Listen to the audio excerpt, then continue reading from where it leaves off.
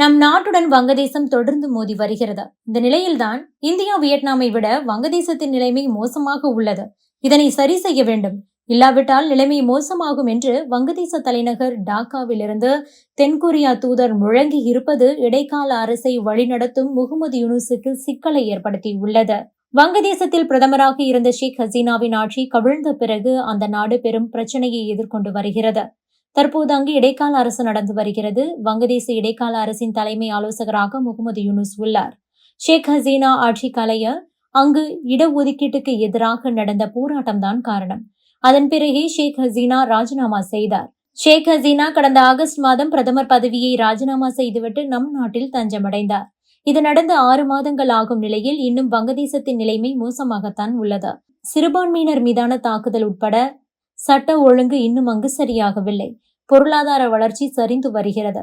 உள்நாட்டு உற்பத்தி குறைந்து வருகிறது. வங்கதேசத்தில் பல தொழில்களும் முடங்கி உள்ளன.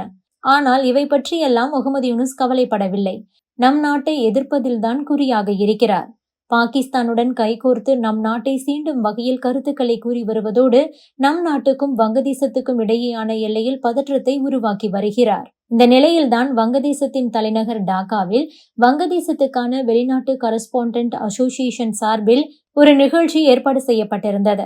இதில் பல்வேறு நாடுகளின் வெளிநாட்டு பிரதிநிதிகள் அனைவரும் பங்கேற்றிருந்தனர். இந்த நிலையில் தென்கொரியாவுக்கான வங்கதேச தூதர் பங்கேற்றிருந்தார். அவர் பேசும்போது வங்கதேசத்துக்கு வார்னிங் மெசேஜ் ஒன்றை கொடுத்திருக்கிறார். அவர் என்ன சொல்லி இருக்கிறார் என்றால், வங்கதேசத்தில் தற்போது இடைக்கால அரசு நடந்து வருகிறது. தொழிலதிபர்களுடன் நான் பேசும்போதெல்லாம் அவர்கள் தொழில் முதலீடுகளை நிறுத்தி வைக்கின்றனர், தயக்கம் காட்டுகின்றனர். நாட்டின் நிலைமை எப்போது மாறும் என்று அதனை எதிர்நோக்கி காத்திருக்கிறார்கள். இதனால் வங்கதேசத்தில் அரசியல் ஸ்திரத்தன்மை மற்றும் நிலைத்தன்மை என்பது பெரும் பிரச்சனையாக உள்ளது. அரசியல் பிரச்சனைகளை கடந்து இதனை கட்டாயமாக சரி செய்ய வேண்டும். நீங்கள் டேட்டாவை பார்த்தால் புரியும். தனியார் தொழில் முதலீடுகள் என்பது மெதுவாக வளர்ந்து வருகிறது. இது வங்கதேசத்தின் பொருளாதார வளர்ச்சியில் நேரடியாக தாக்கத்தை ஏற்படுத்துகிறது. நாட்டின் பொருளாதார வளர்ச்சி என்பது மெதுவாக உள்ளது.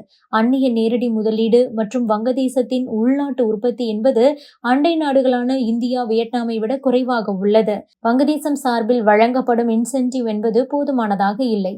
விசா நடைமுறை, கஸ்டமர் கிளியரன்ஸ், டாக்ஸ், வரி கொள்கை உள்ளிட்டவற்றை எளிமைப்படுத்த வேண்டும் என கூறியிருக்கிறார். இதன் மூலம் வங்கதேசத்தில் தொழில் முதலீடுகளை செய்ய முடியாத ஒரு நிலை இருக்கிறது என்பதை எடுத்துரைத்திருக்கிறார்.